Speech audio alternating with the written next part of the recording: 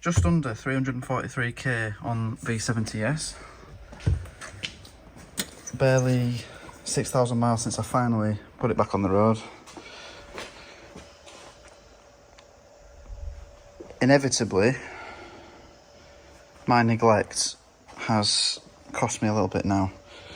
So, as you can see here, and everywhere else, the engine bay is a bit of a mess because there is a crack in the radiator somewhere.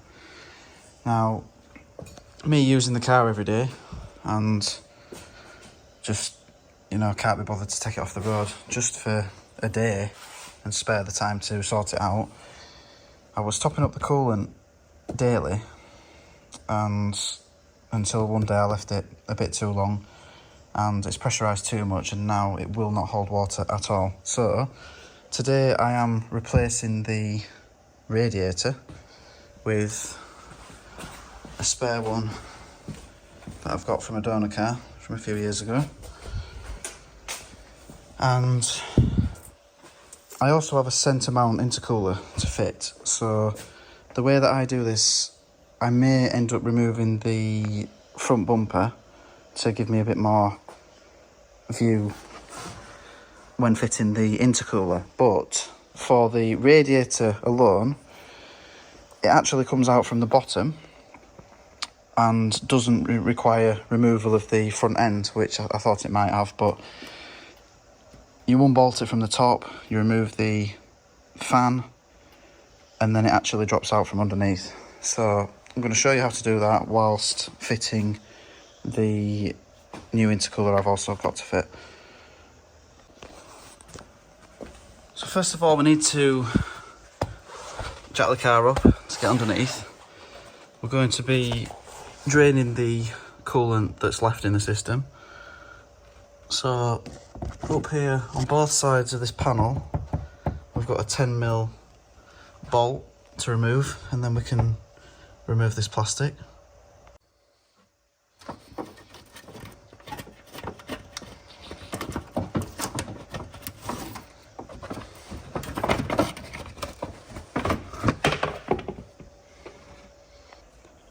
I'm now going to remove the front bumper, which you don't need to do, but at least it will give you a better view for the remainder of the radiator changing job.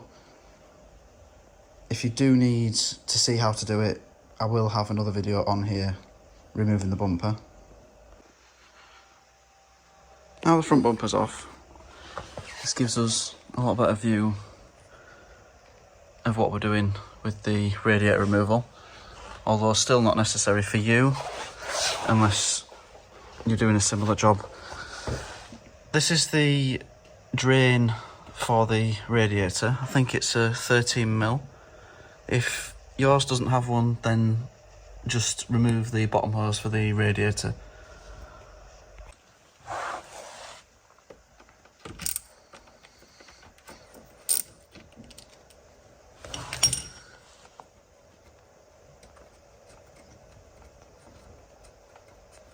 The shape of this is designed so that you can put the correct size hose on the end of it, and therefore direct it wherever you choose.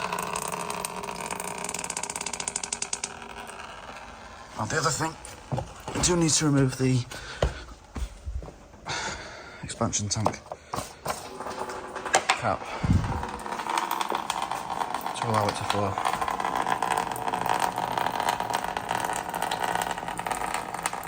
Now, I'm actually quite glad that I've seen the state of the condenser, so I'm going to be doing that soon. Unfortunately, the one on the donor radiator pack isn't really good enough to use, or I wouldn't want to fit a used part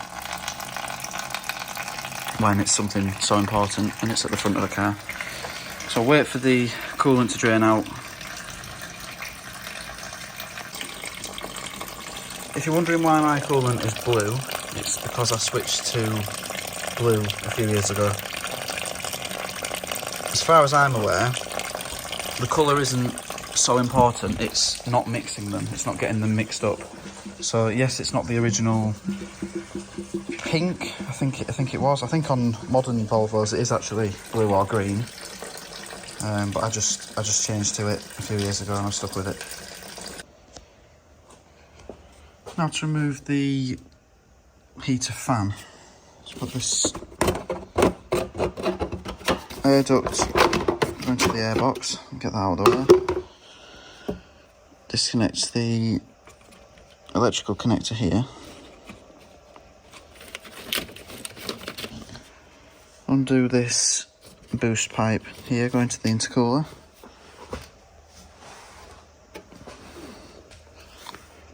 I've got a bolt here and bolt here. I think you can just lift it up after that. I'm going to get this other intercooler pipe out of the way as well at the same time. You can remove this top hose connection here for the radiator if you just want to get it all done at the same time.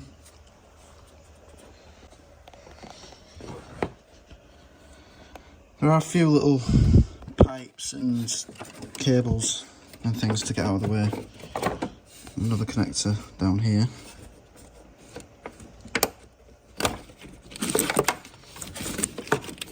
But once you've got the bolts out,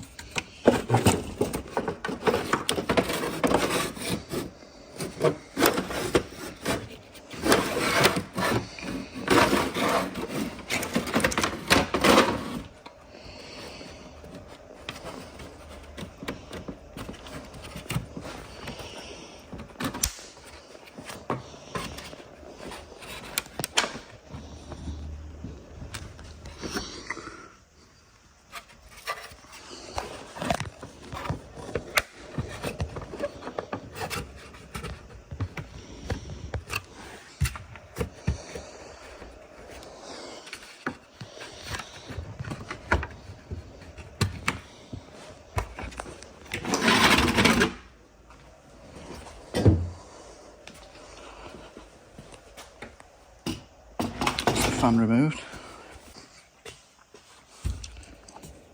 So now we've got what appear to be 4 10mm bolts that go through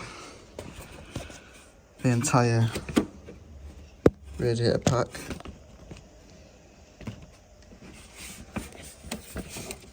So that one's down here, and then 2 at the bottom. I'm not sure if that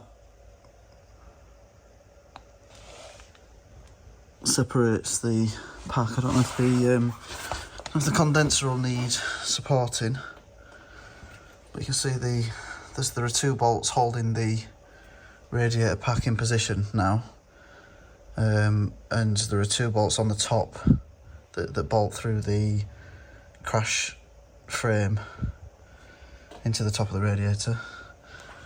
Remove the bottom hose. I'm going to try removing these 4 bolts first. Make sure you disconnect the map sensor down here.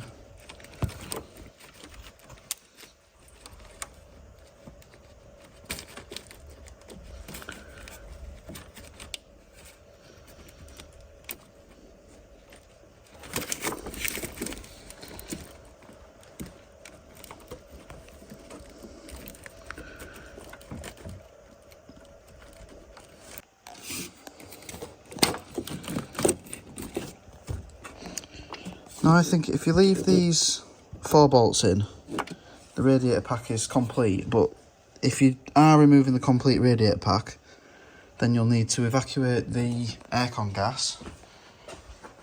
You'll need to get it removed with a machine, and then disconnect the pipes going to the condenser, which will mean that when you remove the 2 big bolts underneath and these upper bolts, the pack will come out complete, so you'll get the condenser, radiator and the intercooler all in one. With the 4 bolts removed, I'm wondering if you could technically remove the the condenser separately and perhaps the intercooler, I'm not sure. But it doesn't matter because we're removing the radiator anyway, so I've got them four bolts loose. I'm going to undo the top and bottom ones and see what happens.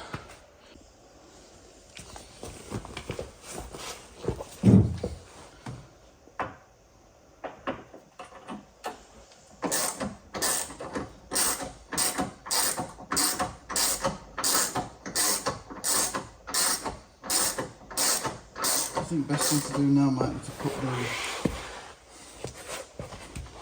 put the radiator, put a jack under the radiator. I'm not too worried about damaging them because I'm not reusing them.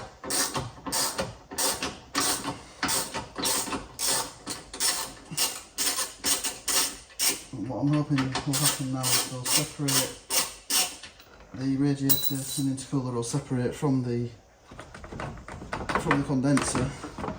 The condenser should just stay in situ, and the radiator and intercooler should drop down.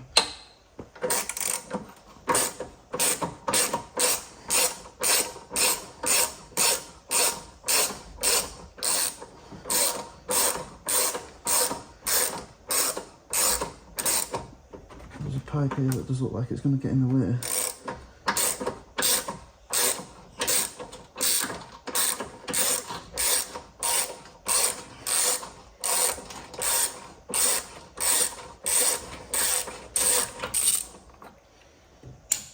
Right, so that's completely loose now. I've still got coolant in it, of course. Great.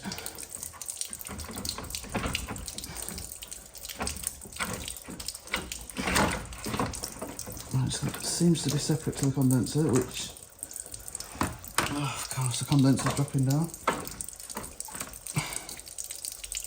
Might be able to drop.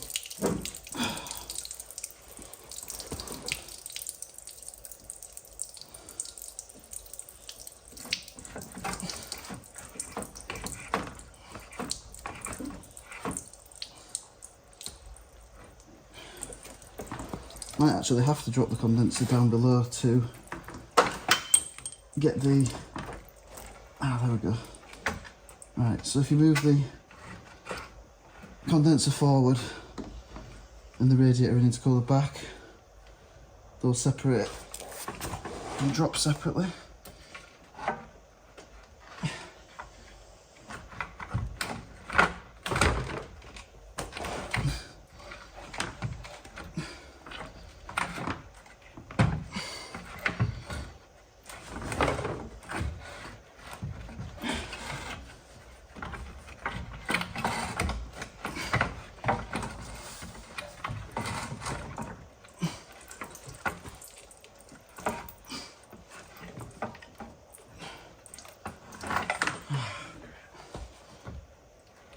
Right.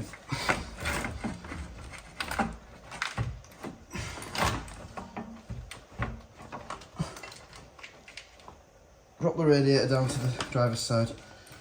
Radiator and intercooler down to the driver's side. Past the pipe. I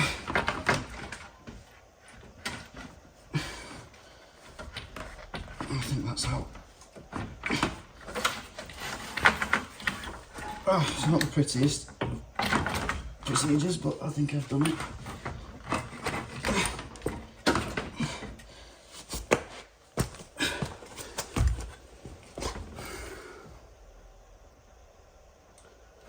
Yeah, so just stuck on, there's just a pipe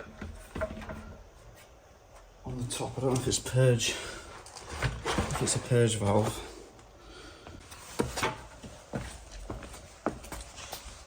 So all I've missed is this pipe here. I don't know exactly what it is, but I'll undo that clip, and that's the radiator completely loose now.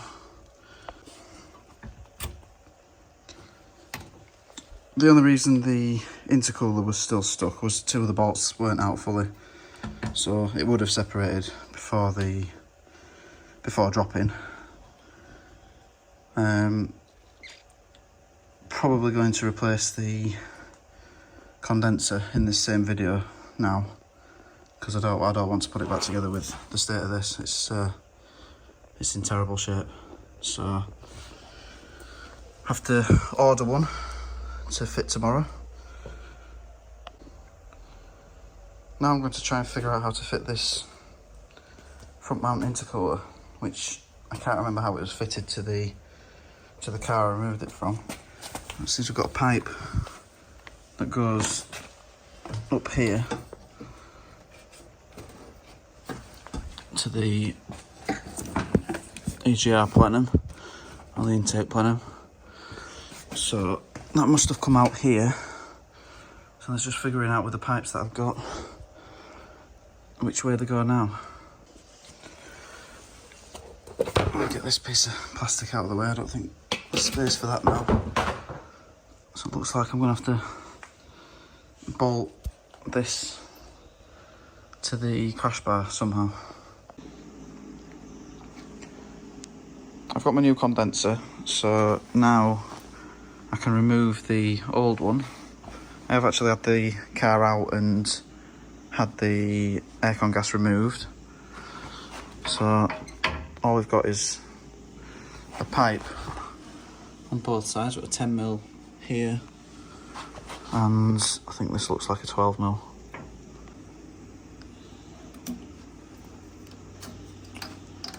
Remove the connector on top of the dryer.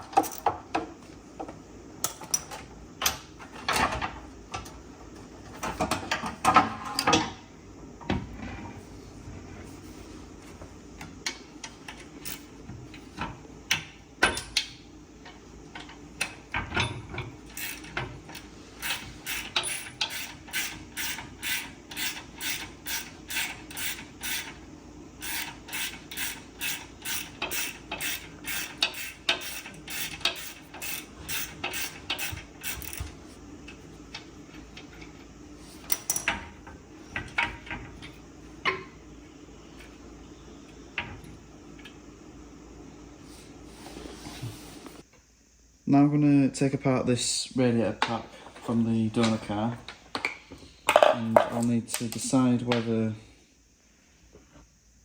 I need to fit a spacer between the radiator and the new condenser, because we won't need the intercooler anymore.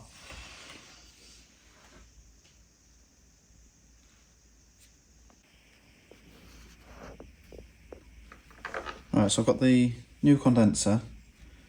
As I'm fitting an aftermarket intercooler, I now need to create a gap between the radiator and the condenser. Now these aren't ideal, but they will do the job.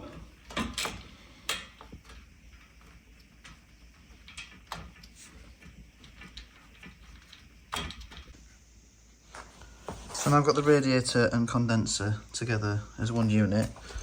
I'm going to fit it to the car and find a way to attach the new intercooler to the, hopefully to the bottom of the condenser or the crash bar, I'm not sure yet.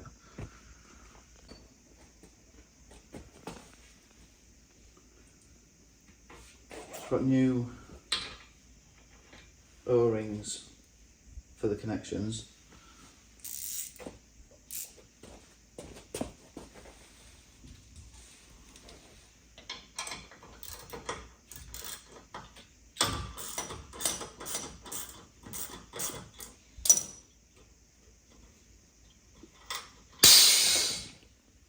I wasn't expecting that.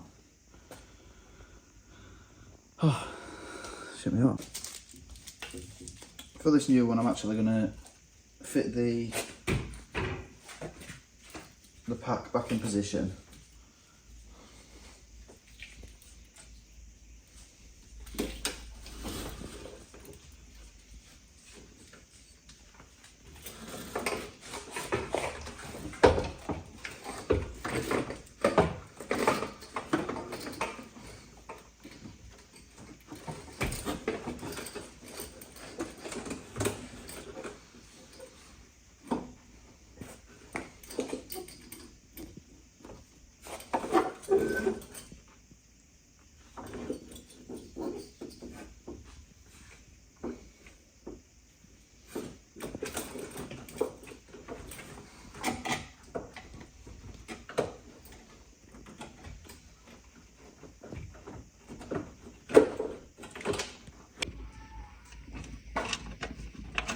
So I'm just holding the radiator on with these two 10mm for the time being.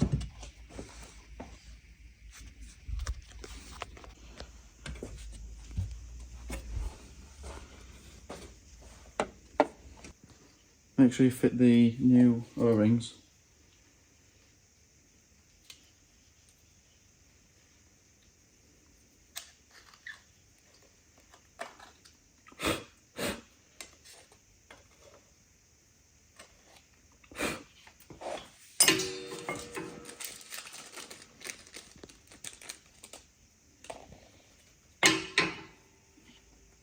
Just put a bit of oil on the new O-ring.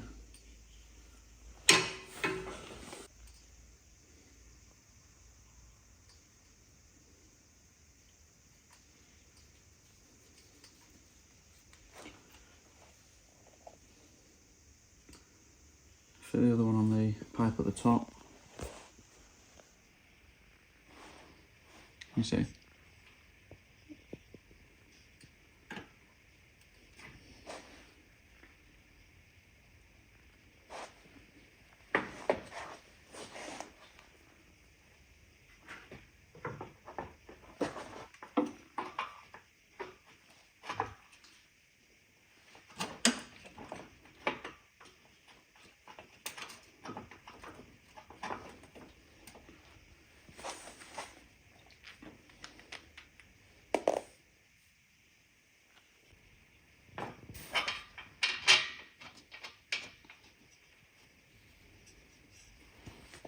So on the car it's a bit more awkward to get the new one in, but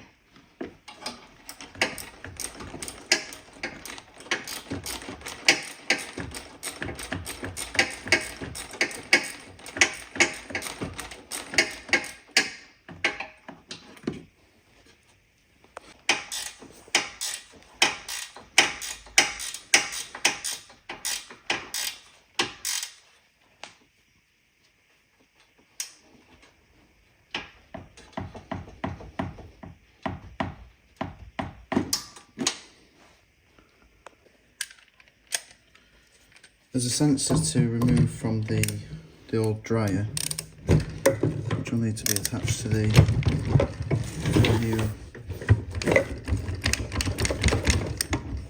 one. I think it's 24mm.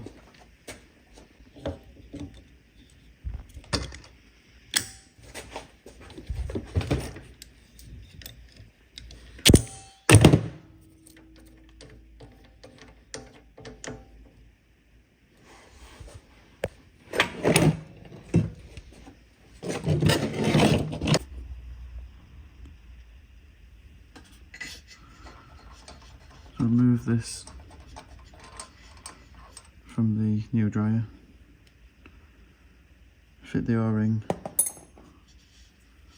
on the sensor.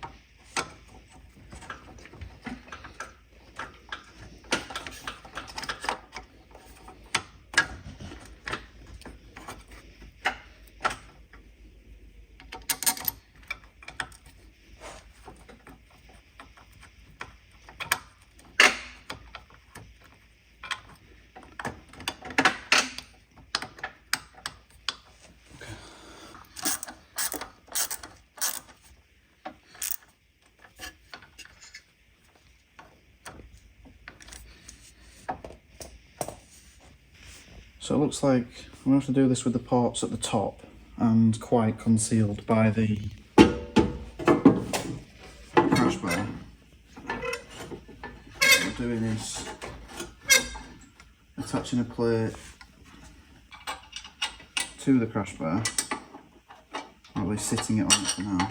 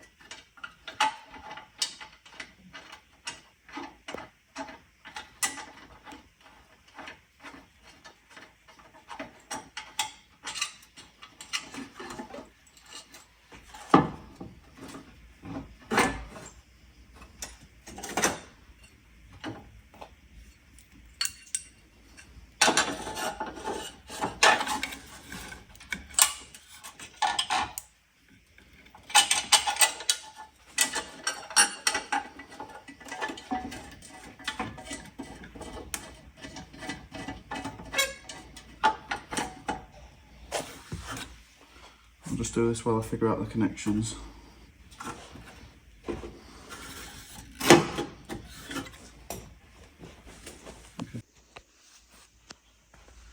So I finally managed to figure out the intercooler.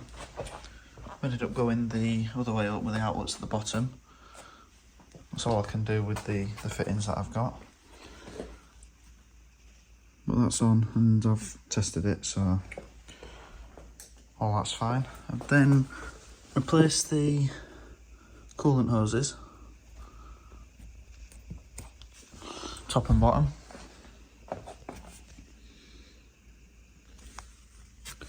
And also this small pipe here for the overflow.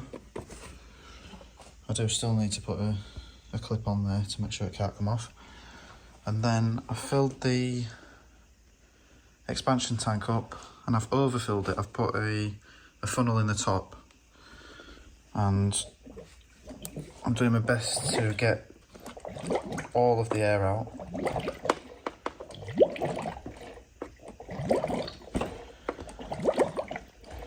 And a lot of this is because I believe it is an airlock, which caused the issue last time.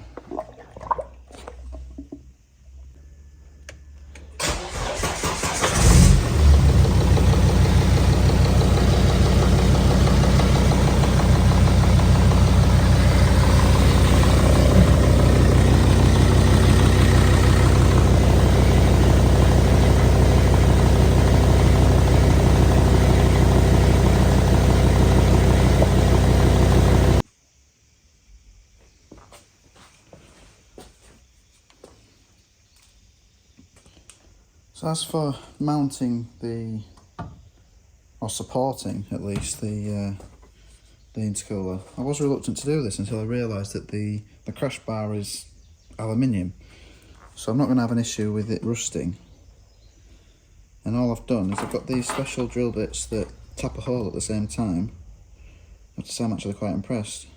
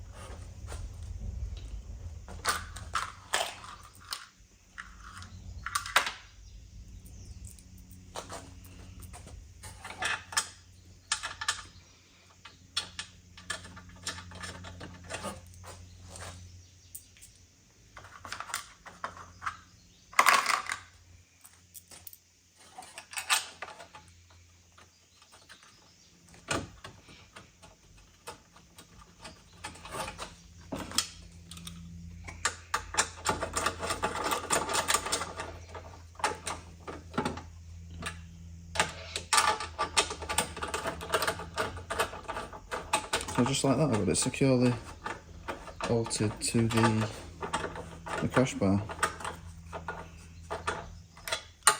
with 2 bolts on each side. That should be plenty.